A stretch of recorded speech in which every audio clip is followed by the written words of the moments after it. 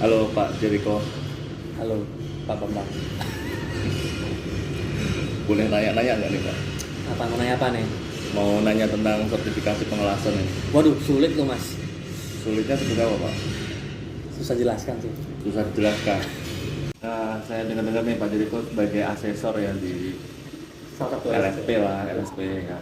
Ini saya mau tanya-tanya nih Pak, untuk masalah sertifikasi ini, untuk membagikan sama pendengar nih. Yap. Nah, ini untuk sertifikasi pengelasan ini Pak, untuk di perusahaan, pentingnya seperti apa sih Pak? Pentingnya untuk sertifikasi ini ya. Baik. Sertifikasi ini adalah sebagai kayak SIM lah, ibaratnya gitu ya. SIM. Berarti kita mau naik motor nih kan. Kalau kita ketemu polisi, ada dokumen apa tuh? Eh, Apa bahasanya kalau sini? Itu bahasa Jawa itu. bahasa apa ya? Oh, pemeriksaan. Penggelangan apa? Pemeriksaan. Ya, Nah, kalau ada pemeriksaan dari istilahnya dari disnaker atau bagaimana pengawas karena kerjaan, mana nih sertifikatnya, sertifikat mengelasnya gitu kan? Nah, itu kan itu sertifikat DSP sama si pengawas, dan berarti kita sudah punya legalitas. Oh, gitu. Ya, seperti itu. Jadi melakukan kegiatan pengelasan itu harus memiliki sertifikat pengelasan gitu Pak ya? Memang fungsinya itu untuk menunjukkan kalau kita memang kompeten untuk melaksanakan pengelasan posisi tersebut dan proses tersebut. Oke. Untuk proses sertifikasi sendiri itu sulit nggak sih Pak?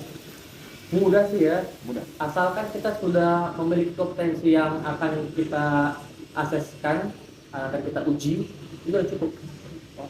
Tinggal kita memenuhi beberapa syarat-syaratnya aja. Oke. Seandainya nih saya sudah bisa mengelas, saya ingin melakukan sertifikasi, itu prosesnya seperti apa Pak Jadi?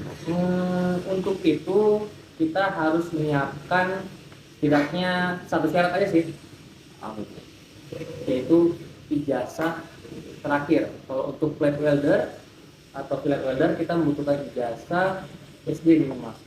Minimal SD. ijazah SD. SD Oh, sudah bisa melakukan sertifikasi pengelasan. Betul. Lalu untuk pengelasan untuk pipe welder atau pipa, pengelasan pipa kita minimal di ijazah SMP.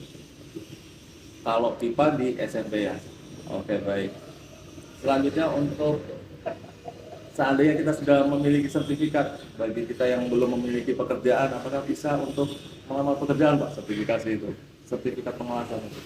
Sertifikat pengelasan itu bisa sebagai istilahnya bahan pertimbangan ya untuk di perusahaan kalau kita melamar seperti itu.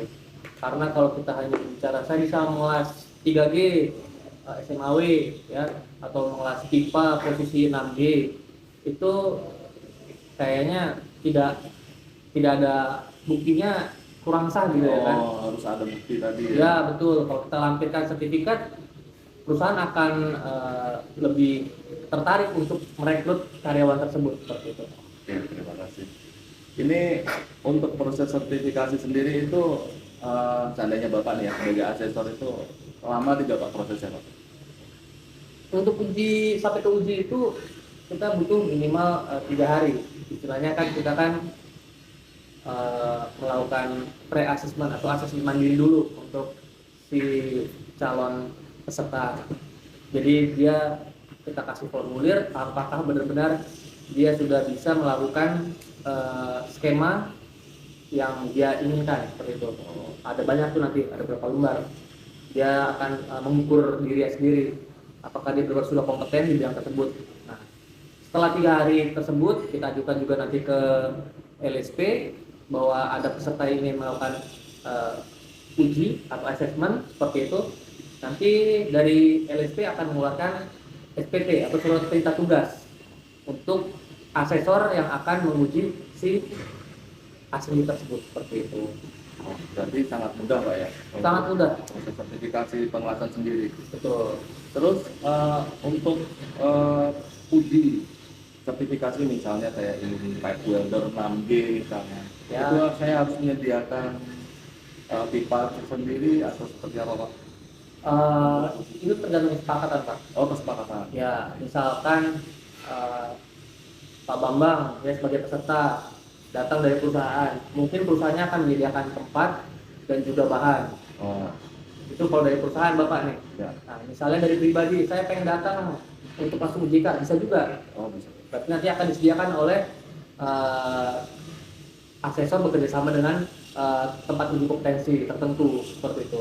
Jadi bahan dan alat-alat itu disiapkan seperti itu. Oke. Jadi kalau misalnya 6G ya kita harus melakukan pengelasan ya Pak ya untuk 6G itu. Betul. Jadi prosesnya sangat mudah.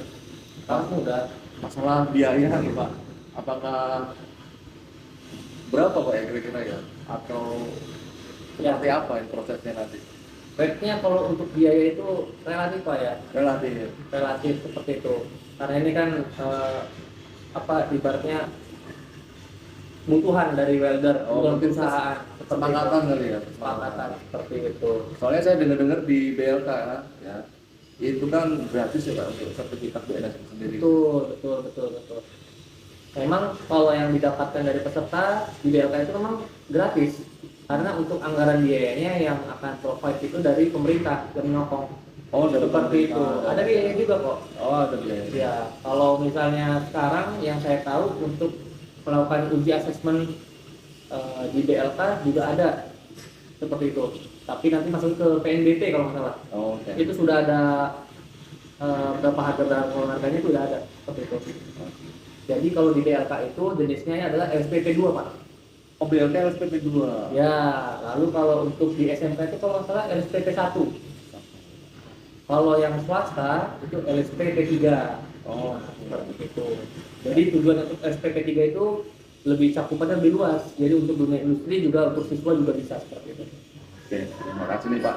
Nih, kalau ada nih yang melihat ini kemudian mau dia tertarik untuk sertifikasi pengelasan Pak, jadi kok bisa bantu ya di sini ya? Siap, akan saya bantu. Untuk sampai jadi sertifikatnya Pak ya? Betul. Baik, baik. Oke teman-teman, kalau misalnya mau sertifikasi pengelasan, di sini sudah ada link ya. Kamu bisa langsung cek linknya, kemudian bisa kontak Pak Jeriko. Terima kasih Pak Jeriko. Oke, terima kasih Pak Mbak.